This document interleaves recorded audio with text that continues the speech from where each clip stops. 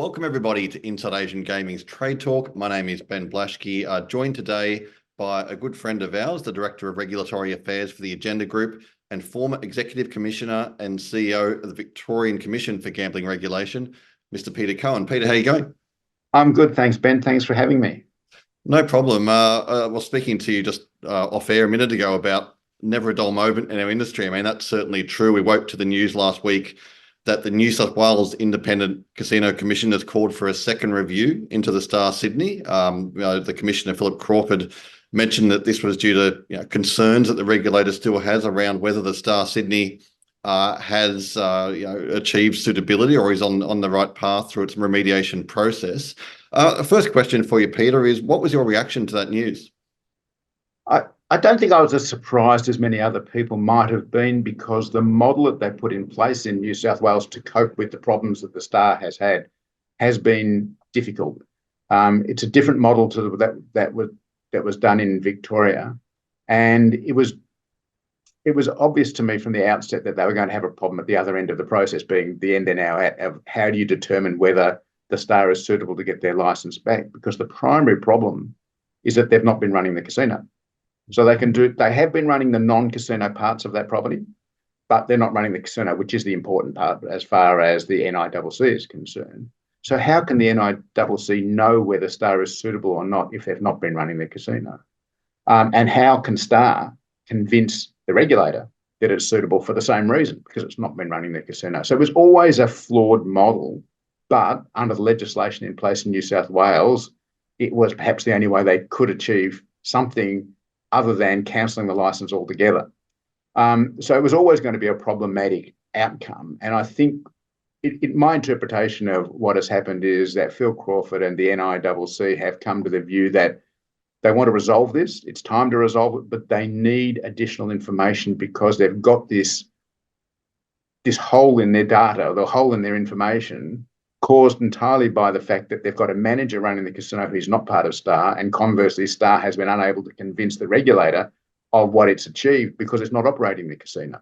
It's always been a problem of that was going to be difficult to resolve, and to me, this makes sense. If I'm a regulator, I think this makes sense to get somebody independent, somebody who understands the problems that are at the casino. And after all, Adam Bell, who's doing the second inquiry, did the first one, which led to the decision to appoint a manager. Get him in to see whether he's now satisfied that the points that he had identified as being of concern have been either rectified or are on their way to being fully rectified. It makes perfect sense to me that a regulator could do it this way. So you see this more as an opportunity to dig deep and find out what Star has achieved so far, or some people have sort of believe this is perhaps indicating that the worst case scenario could happen for Star. I mean, do you see that playing out, or is this simply, as you say, part of what you see as a natural process from here? I don't think this is in any way a hint to what the outcome is going to be. I think it is just, if you like, filling in the gaps of information that the NICC feels that it's got because of the model that they've been using for the last 18 months, 2 years. I can't even remember when the manager was appointed.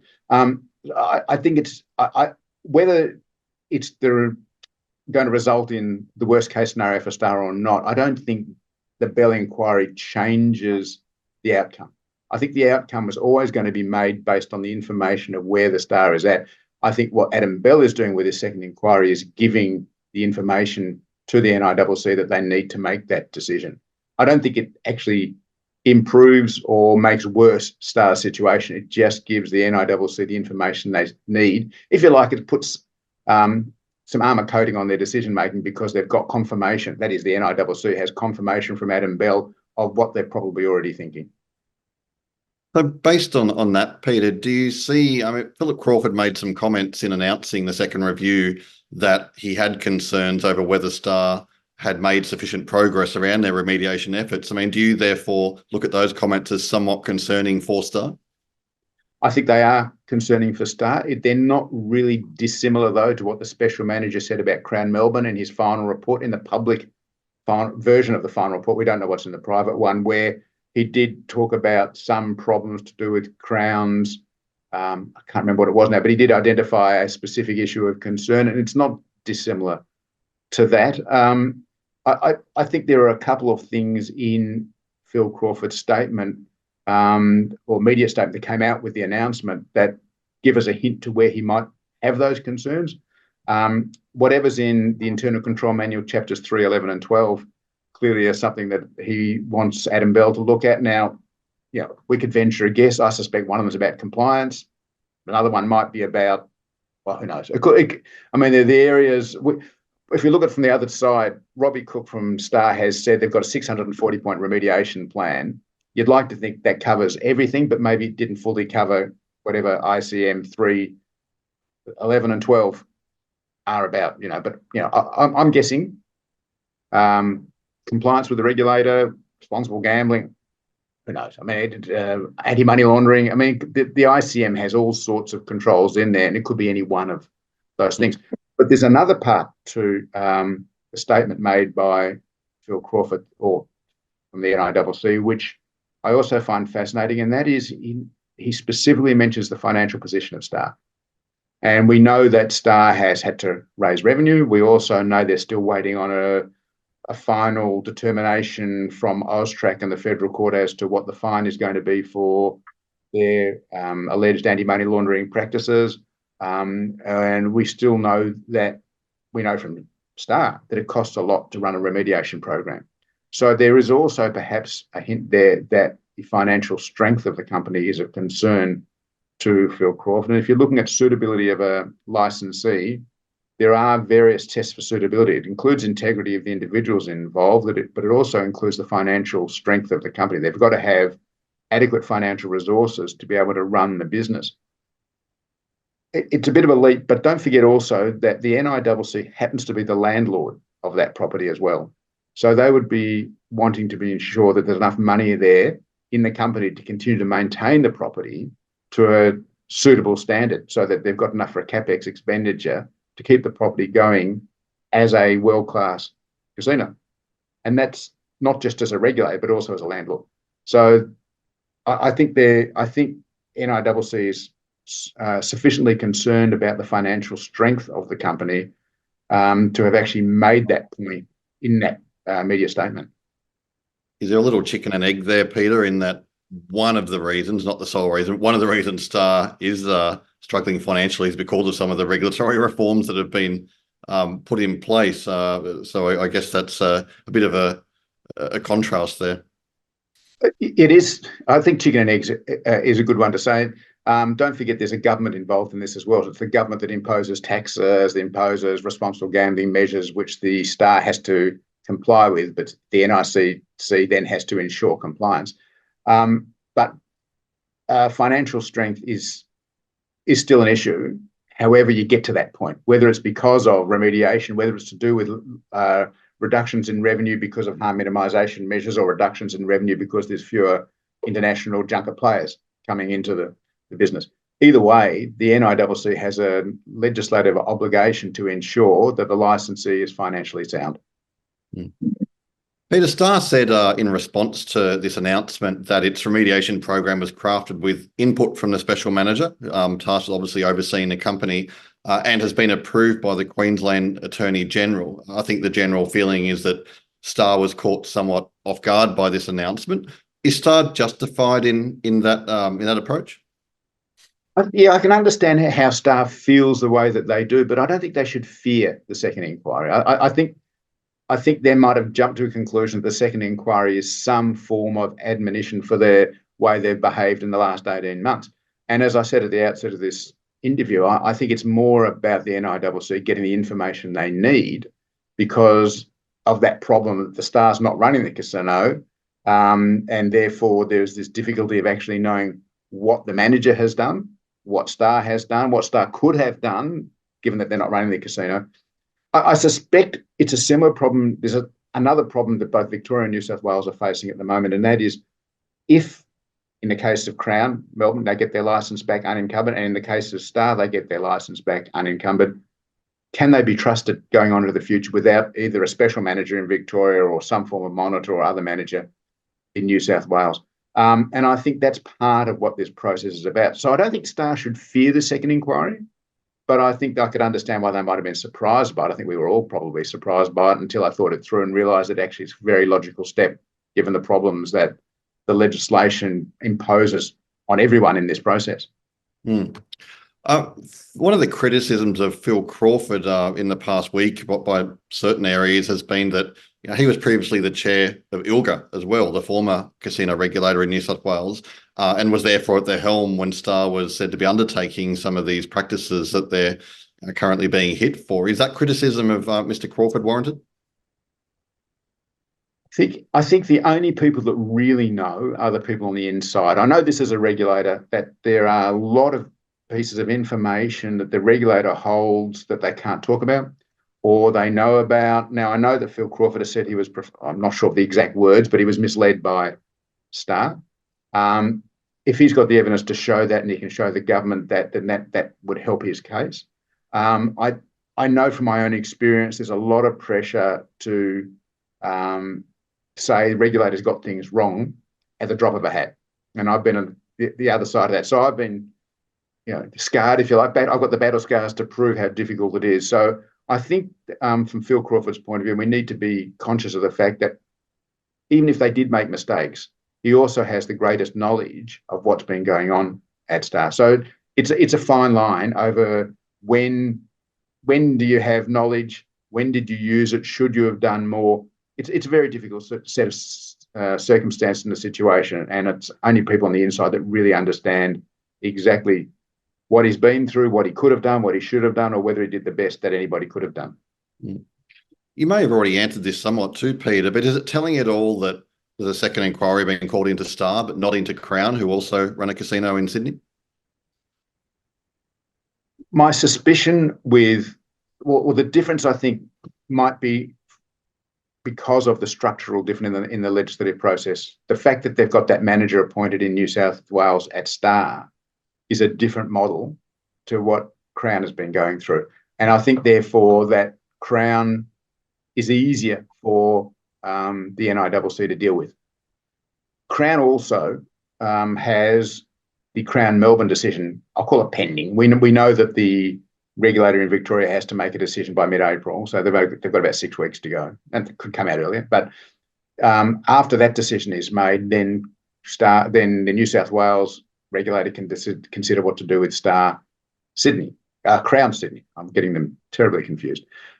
So I think it's a different process. It's a different set of requirements, and of course, Star Sydney had never been functioning at the time the problems arose at Crown Sydney, had never been functioning at the time that the problems for Crown arose. So it's a completely different set of circumstances.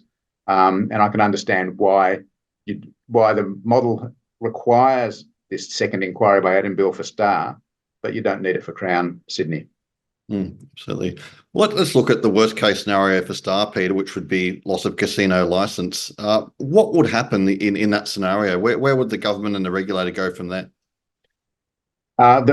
We're in uncharted territory, but the most likely scenario, I think, would be that the legislation that's there can be followed, and that is that a manager would be appointed. It could be an extension of the current manager. It could be a new manager. The current one may not wish to continue. There might be other reasons to change. I think a manager would be appointed to run the casino in the interim whilst there's a new licensing process undertaken.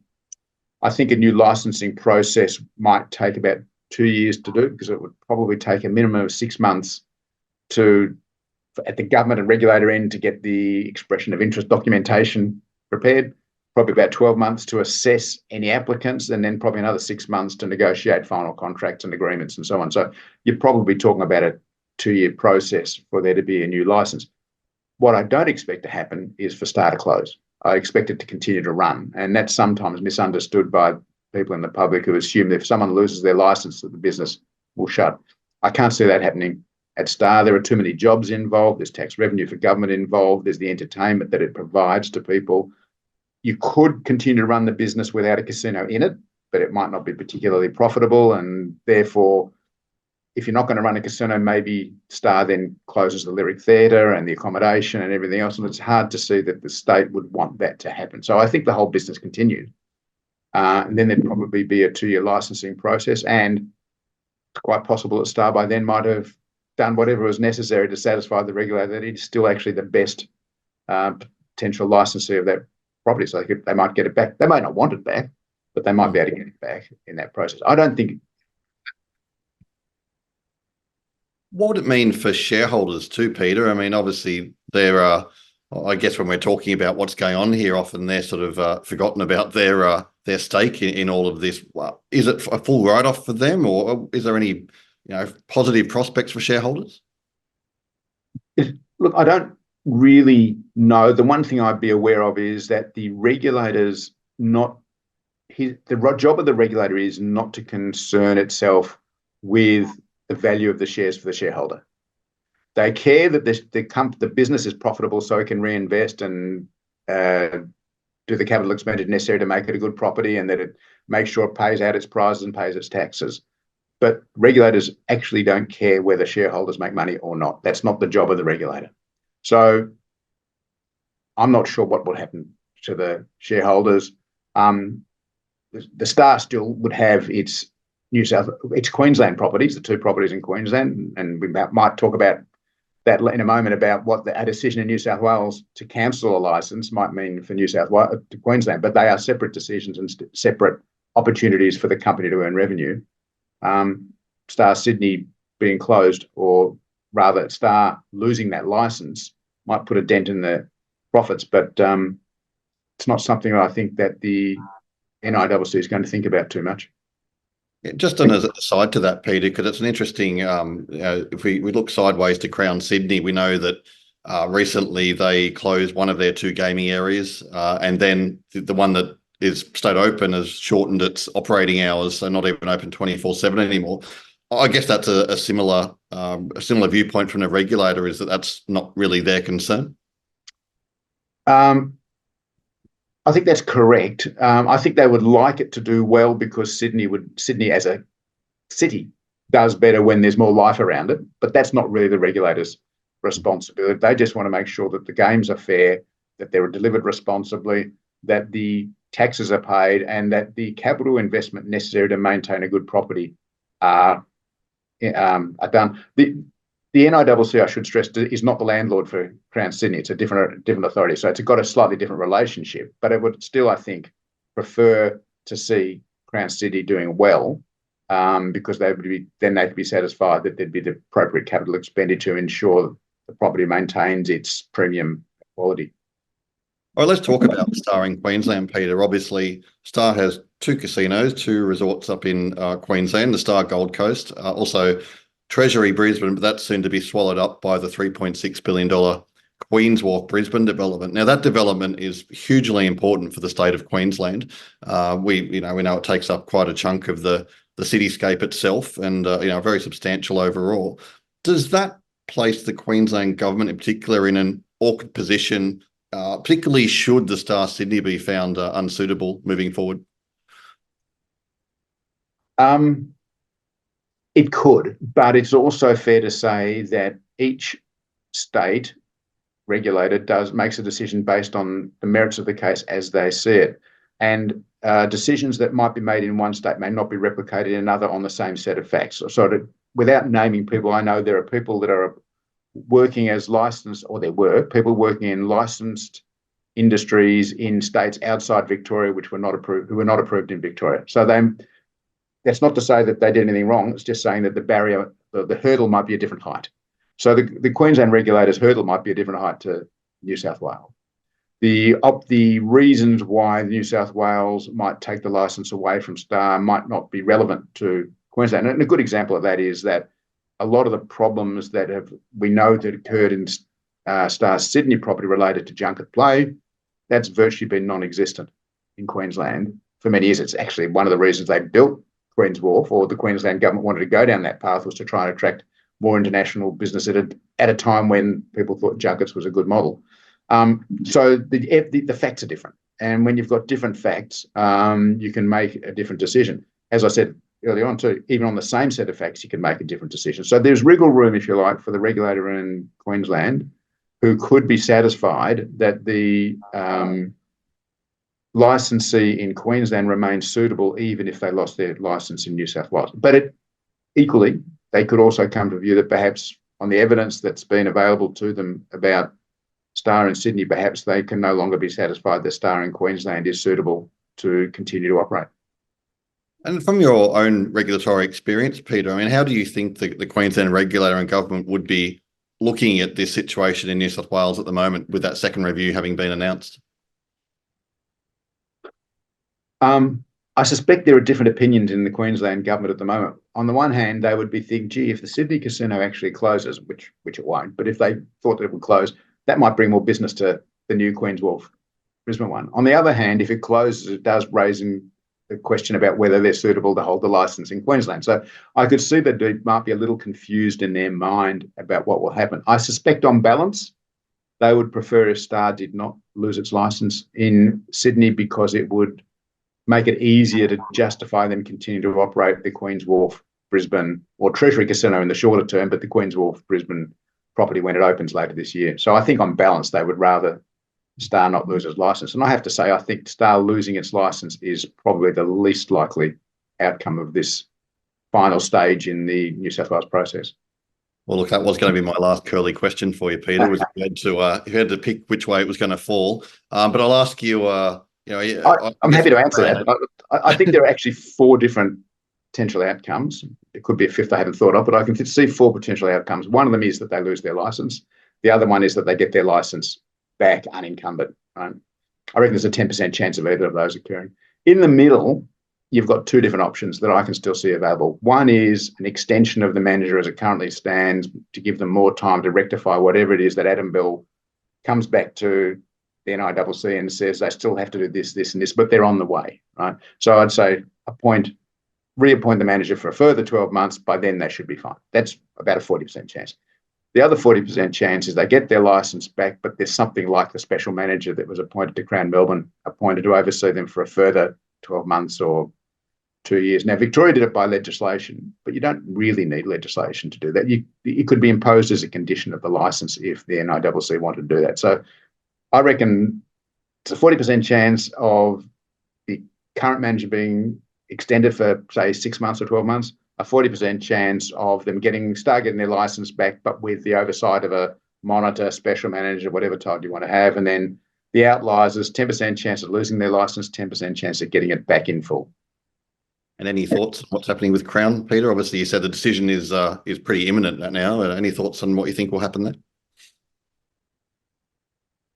Look, I have no inside information. I don't know what will happen. What everybody would understand, though, is that from the regulator's point of view and the Victorian government's point of view, their preference would be that Crown get their licence back, not just because they want Crown to get their licence back, but it means that Crown has rectified its problems. The regulator is comfortable with the way they're handling money laundering issues and responsible gambling issues, integrity issues. Their relationship with the regulator must be better. So obviously the regulator wants Crown to be suitable.